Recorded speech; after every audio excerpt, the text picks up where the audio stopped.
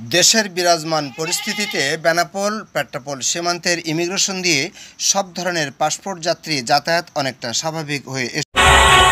দেশ বিদেশের সব খবর জানতে, দেখতে, শুনতে শিক্ষা, স্বাস্থ্য, যোগাযোগ, ভ্রমণ, বাণিজ্য ও বিনোদন সহ বিভিন্ন বিষয়ে সবার আগে সব প্রতিবেদনটি দেখুন ভয়েস অফ কলকাতায় এসেছে। শনিবার এ সীমান্ত দিয়ে 1700 যাত্রী যাতায়াতের বিষয়টি নিশ্চিত করেছেন ইমিগ্রেশন ওসি আজহার হোসেন। দেশের নৈরাজ্যকর পরিস্থিতিতে সব ধরনের পাসপোর্ট যাত্রীদের যাতায়াতে কড়াকড়ি আরোপ করে ইমিগ্রেশন কর্তৃপক্ষ। দাগিদের দেশ থেকে বাড়ানো হয় গোয়েন্দা নজরদারি। 3 থেকে 4 দিন ধরে অলিখিত নির্দেশনায় ভ্রমণ বিষয়ে যাত্রী যাতায়াত অনেক অংশে থাকে বন্ধ। তবে মেডিকেল ও বিজনেস ভিসায় পাসপোর্ট যাত্রী যাতায়াত থাকে সচল। রবিবার সকাল থেকে সব ধরনের ভিসায় যাত্রী গমনাগমন চালু হয়েছে বলে জানিয়েছেন ইমিগ্রেশন সংশ্লিষ্টরা।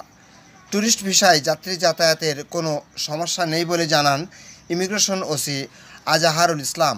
তিনি বলেন, দেশের চলমান পরিস্থিতিতে ভারতে যাত্রী গমন কমেছে, তবে আসছে বেশি।